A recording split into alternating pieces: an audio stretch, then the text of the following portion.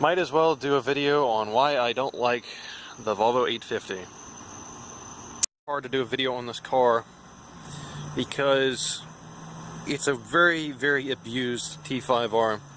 I got it for really cheap because it really didn't run at all. The reverse didn't work. There was no heat, there was no air conditioning, and the suspension was just completely shot on it. Though it was mostly an original car. But as you can see, the paint has seen much, much better days.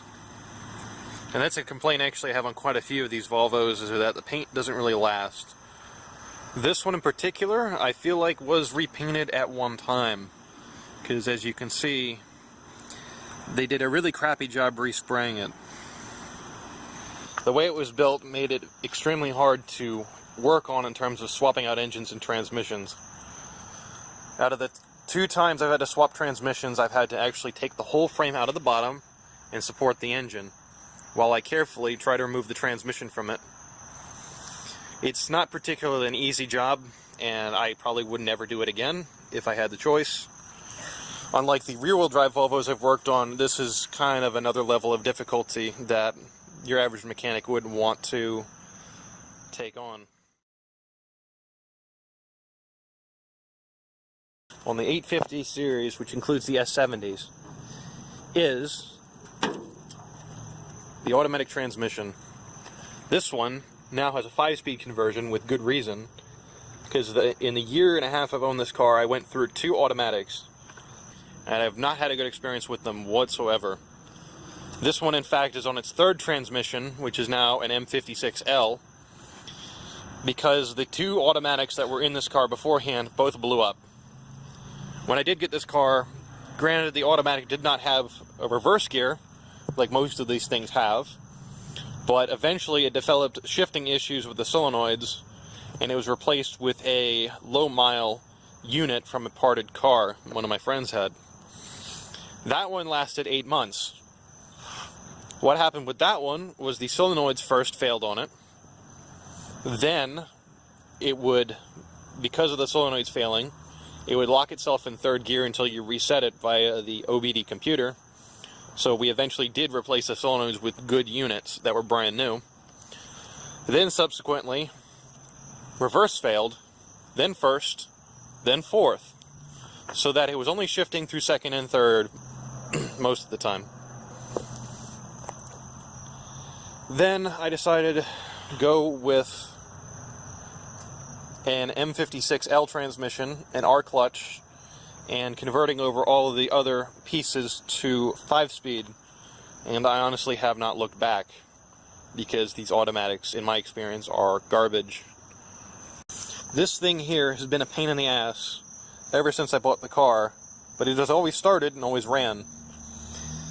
Mainly, what I'm still chasing with this car is the fact that it leaks oil all over the passenger side. It doesn't leak enough to cause it to run out of oil, but it leaks enough to cause a mess. This thing has had a timing belt done, the PCV system done, and upgraded as well, and it still leaks oil. And I can't actually track down if it's the cam seals or the crank seal, because it's really hard to pinpoint. On top of that, the power steering also leaks. Let's not forget that, but thankfully the transmission does not. Another one of these problems with this car is the battery cable design. This one has been replaced with different terminals, thankfully, but also with the battery cable design and it corroding, I've had to add an extra ground to the transmission because it wouldn't start. The grounding on these cars really needs to be redone and checked over, because that caused a lot of issues early on with my manual swap and it starting, because somewhere one of the grounds on the engine is broken. But thankfully that is easily fixable with adding another ground to the body. Engineering wise, the way these cars are set up is not particularly great. As you can see by my dashboard, they were not well built to begin with, and the Florida sun has definitely taken a toll on this car. Even the door panels themselves have had the material fall off on 1 or 2 of them, or are in the process of coming off. This one here I'm going to be doing a dash replacement on because the whole dash is disintegrated, as you can see up there, over a period of many years. And I do have a more cleaner dash at the garage. The only thing is I've had to really patch that thing up to get it to a standard that I would put it back in the car with. This right here is kind of cracked.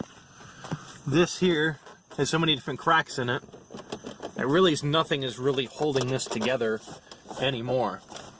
The way the airbag's designed, it rounds to the top and the bottom, which I think is extremely heavy for being an airbag. So taking this out kind of started destroying the dash pad because of the way it was mounted. So there's really no way to get the dash pad out without it kind of disintegrating. As you can see there's the worst of it. The whole dash on this side has started collapsing and decided to just crack in half completely. The glove box right here is mostly what's holding the dash together, since it's actually holding the dash up using this bolster here. There's a huge crack and a missing piece by the radio. On the other side, it's not much better. As you can see, the whole dash kind of goes back together whenever you push on this. The interior door handles, the way they are set up from the factory is there's a rod connecting the inner door handle to the outer door lock section. And then you have rubber bushings in there that fail over a period of time instead of just solid mounting everything. So when you try to get out, you'll have no luck unless you put the window down and get out that way. Something that could have been easily avoided with just solid mounting it. The problem with these cars that most users have experienced or somehow will experience is the door stop popping. The actual weld on this one has broken on the A-pillar, and the whole door will have to come off to get that one re-welded. But right now, it works. It's annoying. It's loud. But what can you do? The headliner over the years is not a much better story. I did redo this headliner with material from Joann Fabrics, which I do recommend doing because there's going to not be any headliner usually left on one of these cars, especially if it lived in Florida all its life. I personally redid this one myself. It was the first headliner I ever did.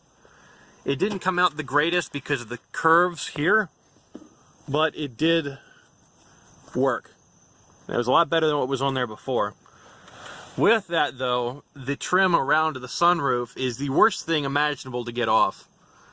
This one actually came off out of a junkyard car, but trying to actually put it in the car, it actually snapped in half.